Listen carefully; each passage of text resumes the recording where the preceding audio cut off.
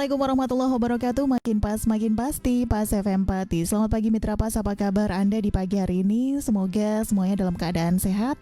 Dan Amel kembali hadir untuk menemani Anda kali ini di program Halo Bu Bidan ya, kerjasama Radio Pas FM Pati dengan Stikes Bakti Utama Pati.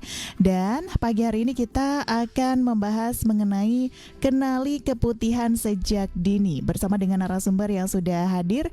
Ada Bu Bidan Sri Wahyuni SSITM Biomed, dosen dari Stikes BUP. Assalamualaikum, selamat pagi Bu Yuni. Ya, waalaikumsalam Mbak Amel. Selamat pagi semuanya. Sehat Ibu ya? Alhamdulillah sehat. Oke, dan Mitra Pas, untuk Anda yang ingin bergabung, yang ingin bertanya, Anda bisa SMS ataupun WA di 085277999101 atau bisa telepon di 0295385877. Anda juga bisa bertanya di kolom komentar live fanpage kami di Radio Pas FM Pati 2. Dan untuk kenali keputihan sejak dini, ini monggo Ibu, seperti apa ini? Oke, terima kasih Mbak Amel pembukaannya. Iya, maaf ini karena mungkin baru pertama kali ya Mbak Amel ya. Ini pengalaman saya pertama kali untuk di sini berbagi ilmu, informasi pada teman-teman semua gitu ya Mbak Amel ya.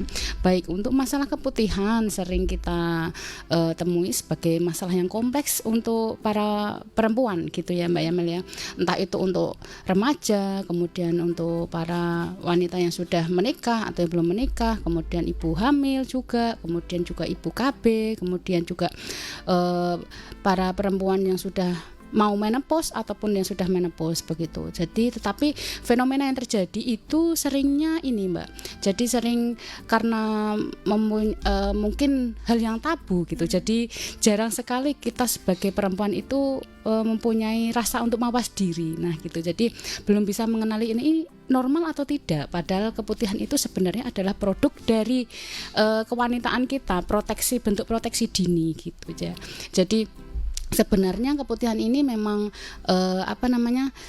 bisa kita sebagai ini ya Mbak, sebagai hasil proteksi untuk alat vital kita, alat reproduksi kita seperti itu. Jadi memang harus kita perhatikan sejak dini gitu. Ini mau kategori normal atau yang tidak normal. Jadi nanti kita diskusi lebih dalam lagi seperti itu. Oke. Jadi memang ada kategorinya normal atau tidak normal ketika keputihan. Nah, untuk ibu-ibu atau mungkin remaja ini ketika mengalami keputihan ini bisa dicek lagi kira-kira masih dalam keadaan normal atau yang mungkin harus segera ada penindakan seperti itu ya Bu ya? Iya betul. Jadi nanti apa yang harus kita lakukan kalau menemui hal-hal yang tidak normal. Oh seperti ternyata ada warnanya seperti ini, ternyata ada gatalnya, ternyata ada nyerinya seperti itu. Tapi kita sebagai wanita jarang sekali untuk open ya, terbuka gitu, karena masih melihat itu hal yang tabu. Betul. Seperti itu gitu ya. Jadi nanti semoga informasi ini bisa bermanfaat untuk teman-teman semua. Jadi kita bisa mawas diri. Oh berarti ini mungkin kategori sudah tidak normal. Apa yang harus kita lakukan? Nah seperti itu. Nanti kita akan bahas lebih dalam lagi gitu Mbak Amel. Tidak hanya dari tadi ketika gatal atau apa, tapi dari warna juga ini nanti diuraikan ya Bu ya? Betul, dari warna, baunya seperti itu. Oke, menarik sekali Mitra Pas. Dan kita juga masih menunggu untuk Anda yang ingin bergabung, yang ingin bertanya. Anda bisa SMS ataupun WA di 085277999101 atau bisa telepon di 0295385877. Anda juga bisa bertanya di kolom komentar live fanpage kami di Radio Pas FM Pati 2 ya. Tetap ngepas di 101 FM Radio Pas Pati, saluran informasi warga Pati. Terima kasih untuk Anda yang masih setia di Halo Bu Bidan, kerjasama Radio Pas FM Pati dengan Stikes BUP, Bakti Utama Pati Mitra Pas. Dan di pagi hari ini kita masih membahas mengenai kenali keputihan sejak dini bersama dengan narasumber Ibu dosen Sri Wahyuni SSITM Biomed ya, dosen dari Stikes BUP Bakti Utama Pati Mitra Pas. Dan tadi sebelum jeda sudah ada yang bergabung, ada Bu Fatim di Kayen yang bertanya terkait dengan pH. Nah, untuk mengetahui mengetahui pH itu bagaimana? Selanjutnya ada lagi nih yang hampir mirip juga, pertanyaan yang sudah masuk. Cara mengetahui pH asam atau basa ini bagaimana, Bu? Apakah ada ciri-cirinya? Nah, ini bagaimana untuk mengetahui pH-nya sendiri? Apakah kita bisa dengan orang awam ini bisa melihat atau mengetahui kadar pH atau tidak ini, Bu? Monggo. Iya, terima kasih Mbak Amel. Terima kasih untuk pertanyaan dari Bu Fatin. Fatim. Iya, Fatim ya, Bu Fatim. Oke. Baik, untuk mengetahui pH memang kita menggunakan inspeksi atau penglihatan mata ya Mbak Amel ya. Tetapi kita butuh bantuan untuk tenaga kesehatan atau dalam hal ini ahlinya untuk membaca pH tersebut gitu. Jadi sebenarnya untuk prosesnya gambarannya itu seperti ini. Kita swab, untuk swab itu kita cuci tangan terlebih dahulu, kita ambil cairan vagina, kemudian kita tentukan, kita diamkan dulu, kemudian kita ada kertas pH namanya. Kertas pH nanti kita lihat grafiknya gitu. Grafiknya dia ke angka berapa, ada bagan grafiknya seperti itu. Jadi nanti menentukan itu dari situ. Tetapi di sini juga menurut saya, saran saya memang didampingi oleh tenaga kesehatan yang dalam hal ini ada ahlinya seperti bisa membaca. Jadi kita tidak mengira-ira seperti itu ya Mbak Amelia gitu. Oke, jadi tidak bisa dikira-kira sendiri, tapi harus ada ahli yang tahu untuk pH kita seperti apa gitu ya. Iya, karena memang ada kertas untuk pH vagina itu sendiri ada bagannya. Gitu. Oke, itu tadi Bu Fatim ya. Jadi kalau misalkan mau tahu pH-nya berapa, ini bisa datang ke ahlinya. Nah, tapi untuk pH ini sendiri juga beda-beda ya Bu ya, tergantung dengan kondisi juga ya. Betul, kalau memang saat menjelang menstruasi itu juga kita kan sering merasa badan kita, suhu kita naik seperti itu juga perubahan pH kita juga berpengaruh seperti itu ya. Kemudian juga setelah menstruasi itu sudah mulai tenang lagi. Nah, seperti karena perubahan hormonal gitu Mbak Amel.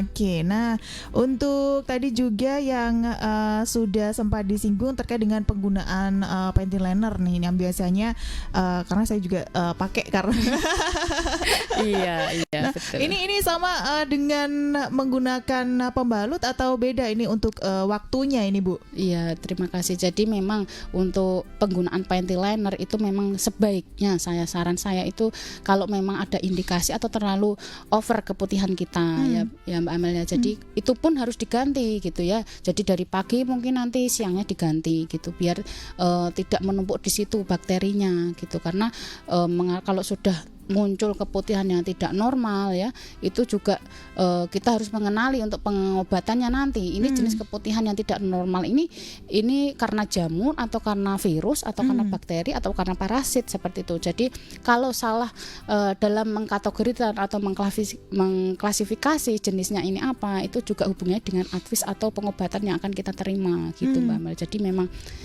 anamnesa ya, keterbukaan kita saat pemeriksaan, anamnesa ke dokter atau ke Bu Bidan itu harus benar-benar jujur seperti itu. Jadi apa adanya, Bu, saya tuh yang saya rasakan itu seperti ini, Bu, jangan ditutupi gitu loh. Seringnya kan seperti itu ya Mbak Mel. Malu biasanya. Iya begitu. Jadi malah nanti imbasnya ke kita sendiri, nanti mendapatkan obat yang tidak sesuai. Kan Ibu Bidannya enggak tahu ini yang maksudnya benar enggak, ini ada gatalnya, yang merasakan kan pasiennya gitu. Ada gatalnya kan nggak mungkin Bu Bidannya tahu juga. Jadi memang harus disampaikan sedetail mungkin, selengkap mungkin supaya apa, ini pengobatannya atau advisnya juga tepat gitu. Nah, kapan ini kita bisa kemudian periksa ke bidan atau ke dokter ketika kita sudah mengalami keputihan ini, Bu? Ya, kalau sudah ke arah ke tidak normal seperti itu ya Mbak Amel, sudah terlalu banyak warnanya, sudah terus menerus. Yang pertama itu terus menerus, kok enggak berhenti, kok muncul terus seperti itu. Kemudian ada warnanya sudah kuning kehijauan, kemudian ada gatalnya, kemudian ada nyeri saat berhubungan seksual, kemudian juga ada timbul warnanya sampai ke kecoklatan atau mungkin ada bercak darahnya. Nah, itu sudah mengarah ke keganasan. Itu sudah harus wajib untuk langsung kita konsul ke dokter spesialis kulit dan kelamin gitu. Nah, untuk mencegahnya sendiri ini seperti apa ini, Bu? Untuk pencegahannya keputihan ya Mbak Amelia, mungkin yang pertama itu menjaga higien, menjaga kebersihan dari kewanitaan kita agar supaya tidak terlalu lembab gitu. Kemudian dalam hal ini penggunaan panty liner, kemudian juga saat menstruasi itu juga berpengaruh gitu. Kalau memang kita punya kebiasaan yang tidak tidak sering ganti pembalut saat menstruasi, efeknya ke keputihan ini muncul gitu. Saat selesai menstruasi loh kok muncul keputihan seperti itu. Mungkin dari kemarin saat menstruasi ternyata malas untuk ganti pembalut gitu. Jadi memang disarankan untuk 4 sampai 5 jam itu harus saat kita menstruasi harus ganti pembalut gitu Mbak Amel. Kemudian yang kedua hindari hubungan seksual yang multi partner atau bergonta-ganti pasangan seperti itu. Mungkin ada ini nanti langsung perang dunia ini ya untuk saling mencurigai, tidak, ini edukasi ya Mbak Amel, edukasi. Jadi kita harus sama partner atau dengan suami kita harus terbuka, open juga gitu. Kalau memang kok saya timbul seperti ini, ada apa kayak gitu, mungkin karena jamur atau apa ya. Kalau mengarah ke infeksi mengarah ke infeksi ini ya, ke arah ke menular seksual, itu butuh dicurigai juga gitu. Saya kan ini ibu rumah tangga, hal itu banyak case seperti itu ya Mbak ya. Banyak kasus seperti itu. Saya ini ibu rumah tangga, tapi kok saya mengalami keputihan yang patologi atau yang tidak normal, ini kenapa? Ini juga harus bapaknya juga harus diajak kayak gitu. Mati diajak bicara dulu, kemudian pertama kita ajak untuk minta diantar dulu untuk periksa. Pasti nanti bapaknya juga akan disertakan juga, ditanyai juga seperti itu, aman tidak selama ini untuk hubungan seksualnya seperti itu Mbak Amel. Kemudian saat menstruasi ini juga menjaga kebersihan tadi yang sudah saya sampaikan. Kemudian hindari penggunaan celana dalam yang terlalu ketat. Kemudian harus menggunakan celana dalam yang berbahan katun yang menyerap keringat ya, seperti itu. Hindarilah pakai yang string-string seperti berenda-renda, berumbai-rumbai seperti itu. Hindari dulu ya. Nanti kalau tidak nyaman otomatis kan kita buat aktivitas dengan penggunaan celana dalam yang tidak nyaman seperti itu akan terjadi gesekan, akhirnya iritasi akhirnya timbullah keputihan itu. Kalau terus menerus dilakukan kan biasanya itu simptom atau gejala tersebut timbul karena memang kebiasaan dari kita sendiri gitu Mbak Amel. Kadang karena bentuknya yang bagus nih. Iya, nah itu selalu menggoda ya Mbak Amel gitu. Tapi dampaknya ya enggak gitu ya jangka panjangnya. Oke, mungkin itu yang bisa saya sampaikan untuk mencegah keputihan gitu ya Mbak Amel. Oke, menarik sekali Mitra Pas. Nah, ini ada Ibu Vivi yang sudah gabung juga. Nah, Ibu Vivi ini jarang keputihan, tetapi kadang gatal-gatal menjelang mens dan setelah mens. Apakah itu wajar, Bu? Oke, Bu Vivi sabar dulu, kita jeda dulu ya. Untuk Anda Mitra Pas yang ingin bergabung juga masih kami tunggu. Anda bisa SMS ataupun WA di 085277999101 atau bisa telepon di 0295385877. Anda juga bisa bertanya di kolom komentar live fanpage kami di Radio Pas FM Pati 2. Kita jeda dulu, tetap ngepas di 101 FM Radio Pas Pati, saluran informasi warga Pati. Masih di Halo Bu Bidan kerjasama Radio Pas FM Pati dengan Stikes Bakti Utama Pati Mitra Pas, dan pagi hari ini kita masih membahas mengenai kenali keputihan sejak dini bersama dengan Bu Bidan Sri Wahyuni SSITM Biomed, dosen dari Stikes BUP. Dan untuk Anda yang ingin bergabung, yang ingin bertanya juga masih kami tunggu. Anda bisa SMS ataupun WA di 085277999101. Teleponnya di 0295385877, atau Anda bisa bertanya di kolom komentar live fanpage kami di Radio Pas FM Pati 2. Tadi sebelum jeda ada Bu Vivi yang sudah gabung, katanya ini jarang keputihan, tapi kadang gatal-gatal menjelang mens dan setelah mens. Nah, ini apakah wajar ini, Bu? Terima kasih untuk pertanyaannya Bu Vivi ya. Jadi kalau memang keluhan ini terjadi atau muncul saat menstruasi atau setelah menstruasi, kalau mungkin sebelum menstruasi itu akibat perubahan hormonal ya, perubahan hormonal yang estrogennya mungkin meningkat atau progesteronnya meningkat ya, itu akhirnya timbullah dan keadaan kewanitaan kita sedang lembab, akhirnya muncullah rasa gatal seperti itu. Mungkin dilakukan hygiene dulu atau menjaga kebersihan terlebih dahulu. Kalau memang tidak bisa diatasi, baru kita konsultasi. Kalau memang setelah menstruasi kok muncul ada rasa gatal ya, itu mungkin itu tadi karena penggunaan pembalut yang mungkin kurang 4 sampai 5 jam belum diganti, atau bagaimana kebersihannya masih kurang. Nah, seperti itu. Mungkin air yang digunakan untuk cebok pun bisa berpengaruh gitu ya. Mungkin yang baik kan memang air yang tidak yang di tampungan ya Mbak Amelia. Jadi memang untuk air yang mengalir untuk kita cebok itu yang baiknya seperti itu juga berpengaruh. Tidak serta-merta saat itu terus muncul Bu Vivi seperti itu ya. Jadi kemungkinan itu adalah produk dari atau kebiasaan kita yang lalu-lalu seperti itu. Jadi muncul, jadi jangan, kalau memang timbul terus-menerus ya silahkan konsultasi gitu ya Bu Vivi ya. Oke, itu Ibu Vivi. Jadi mungkin caranya ini bisa dilihat lagi bagaimana untuk tadi sudah dijelaskan perawatannya juga ya, Iya, seperti itu ya, kebersihannya, kewanitaan kita bagaimana. Oke. Selanjutnya Bu Fatim ini juga gabung lagi. Kalau mau periksa ke Bu Bidan, alamatnya di mana ini? Iya. Oke, untuk Bu Fatim kita memang sebenarnya tetangga ya Ibu ya. Ini saya memang sebenarnya di Kecamatan Gabus di Desa Tanjungano. Mungkin nanti bisa untuk nomor teleponnya bisa tanya ke Mbak Amel gitu. Nanti kita diskusi ya Bu Fatim ya. Bisa ya. Nah, ini juga untuk mungkin yang ada di desa-desa lain juga bisa langsung ke bidan desanya ya Bu ya. Iya betul, konsultasi gitu. Bisa konsultasi gitu terkait dengan hal tersebut. Jangan lagi merasa malu kemudian betul. apa namanya ya, aneh seperti itu ya, takut dan lain sebagainya. Iya, ini ya. kita harus punya rasa mawas diri karena itu aset ya Mbak Amel ya. Aset untuk diri. Kalau tidak peduli atau tidak diri kita sendiri, siapa yang peduli kan begitu. Kalau nanti ada permasalahan nanti kita yang disudutkan seperti itu ya Mbak Amel ya. Iya, Bu, kalau misalkan keputihan ya menjelang menstruasi. Nah, ini biasanya ada sedikit kayak warna-warna coklat sebelum mens. Ini apakah masih wajar atau tidak ini Bu? Oh iya, itu kalau produk yang keluar atau cairan yang keluar itu warna coklat, itu adalah hasil dari ini memang dia perubahan hormonal, cairan dari endometrium yang keluar, akhirnya warnanya sebelum darah segar itu biasanya kecoklatan dulu itu. Jadi dia mengandung basofil atau ini lebih ke eritrosit gitu ya. Kalau yang merah keluar dari sebelum darah itu biasanya darah putih atau darah-darah yang kotor gitu ya. Yang warnanya coklat itu karena perubahan hormonal itu tadi yang keluar kecoklatan dulu baru diikuti darah segar seperti itu Mbak Mel. Bukan karena darah yang bercampur dengan keputihan itu. Bukan, itu beda lagi. Kalau memang sudah masa period atau masa menstruasi itu memang pure dari perubahan dari hormonal kita. Gitu. Oke.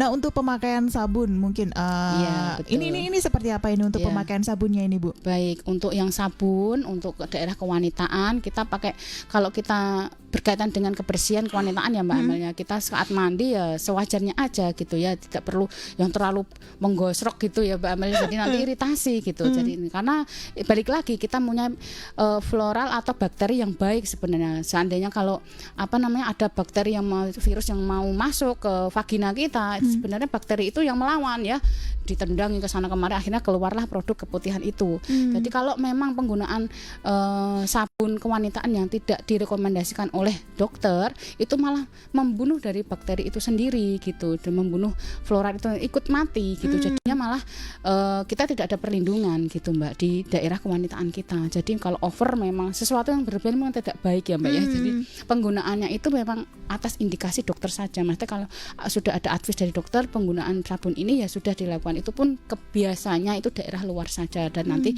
ditepuk-tepuk selesai kita cebok itu ditepuk-tepuk pakai tisu aja yang tidak terlalu digosrok kayak gitu. Ada komposisi tertentu yang harus diwaspadai atau diperhatikan nggak nih Bu? Komposisi apa ini? Komposisi dari sabunnya ini. Ya kalau memang sudah penggunaan sabun atau memang direkomendasikan untuk menggunakan sabun ini, berarti kita gunakan aja sudah bentuk produk ya Mbak Amel ya. Jadi cukup 2 kali sehari atau 3 kali sehari kayak seperti itu kalau memang ada indikasi. Kalau untuk komposisinya biasanya kalau orang-orang yang teman-teman yang masih awam itu penggunaan sabun cairan ini ya daun sirih ya Mbak Amel ya. Daun sirih sebenarnya penggunaan saya tidak melarang itu, tapi baiknya sebenarnya kalau saya mengikuti dari webinar atau literasi yang sekarang itu biasanya untuk penggunaan kebersihan untuk menjaga kewanitaan dari daun sirih itu sendiri cukup sebulan itu 2 kali atau kita katakan 2 minggu sekali lah kita penggunaan, karena itu tadi kita sudah punya pH yang atau bakteri yang baik. Jadi kalau kita terlalu over penggunaan cairan ini itu pembersih antiseptik ini itu malah merusak dari pH itu sendiri gitu. Kasihan gitu Mbak Amel. Oke, menarik sekali. Mungkin yang terakhir ini Bu, untuk apa namanya sebelum nanti kesimpulan dan closing, ketika sekarang banyak produk sekali, banyak produk pembalut. Banyak sekali, betul. Ya, banyak pembalut. Apalagi sekarang ada yang bisa dicuci juga, tidak hanya sekali pakai. Nah ini bagaimana ini Bu? Nah kita memilih penggunaan yang baik ya gitu ya Mbak Amel ya. Jadi penggunaan produk pembalut itu dengan karena mereka adalah produk dagang, jadi mengutamakan atau mengunggulkan sensasi yang ada. Contoh ada pembalut yang sensasinya min, kemudian dingin, sempriwing, nah lain-lain ya. Jadi sebenarnya kita yang tahu diri kita sendiri ya Mbak Amel ya, yang cocok itu yang bagian mana. Kalau memang penggunaan, bisa lah ibu-ibu seringkali kan jajal saya kan coba dulu lah, coba-coba dari gitu. Jadi kalau memang penggunaan itu pembalut tersebut cocok di kita, baik di kita ya kita lanjutkan. Kalau memang sudah satu itu yang tadi kita tidak melihat dari produknya atau keunggulan dari produk tersebut, tetapi dari diri kita sendiri. Maksudnya kalau memang penggunaannya itu salah, tetap saja hal ini bisa muncul, kemudian tidak normal ini pun akan muncul gitu. Menggunakan pembalut yang harganya 100.000 pun ya seandainya ini seumpamanya, tetapi penggunaan kita salah, itu pun akan menimbulkan hal yang tidak baik gitu Mbak Amel. Oke, menarik sekali. Bahkan sekarang tidak hanya pembalut, ini mungkin ada di pembahasan lain ya untuk pembalut ini, karena ada semacam karet yang dimasukkan itu juga ada ya, alat-alat seperti tampon itu ya, kita sebut tampon seperti itu. Ini menarik sekali Mitra Pas, tapi waktu kita terbatas ini ya. Iya, yang biasanya kita diskusi 2 jam di kelas itu aja kurang ya. Apalagi di sini hanya 1 jam. Kurang 1 jam ya. Jadi bisa teman-teman nanti bisa mungkin ke Mbak Amel untuk mau sharing ya, tanya-tanya atau konsultasi. Saya juga bisa nanti ke Mbak Amel untuk nomor telepon saya. Oke, siap. Nanti ditambung ya. Oke Bu, untuk kesimpulannya di pagi hari ini monggo Bu Yuni. Iya, terima kasih Mbak Amel. Jadi kesimpulannya kita jangan sebagai menganggap remeh untuk hal keputihan, apalagi kita untuk kaum perempuan yang peduli yaitu diri kita sendiri gitu ya Mbak Amel. Jangan sampai di lain hari atau untuk jangka panjang ya kita baru menyesal gitu ya, kenapa kok enggak dari dulu saya memperhatikan ini kan gitu. Jadi ini pesan dari saya itu memang jangan malu lagi untuk kita open ke tenaga kesehatan atau ke dokter kalau memang menemui hal yang tidak wajar gitu ya, sudah mengarah ke tidak normal seperti itu. Kita harus bisa mawas diri gitu Mbak Mel. Oke, terima kasih Bu Yuni untuk waktunya pagi hari ini, sangat bermanfaat. Iya, terima kasih. Terima kasih juga untuk Anda Mitra Pas yang sudah setia mengikuti program ini sampai akhir. Dan Amel pamit dulu dengan Bu Yuni. Assalamualaikum warahmatullahi wabarakatuh Bu Yuni. Ya, waalaikumsalam warahmatullahi wabarakatuh. Dan Mitra Pas, Amel dan juga seluruh kerabat kerja yang bertugas pamit undur diri. Selain akan ada Jamur Sari Maknyos ya dari jam 10 sampai jam 12 nanti. Dan akhir kata informasi Pas FM pasti. Wassalamualaikum warahmatullahi wabarakatuh.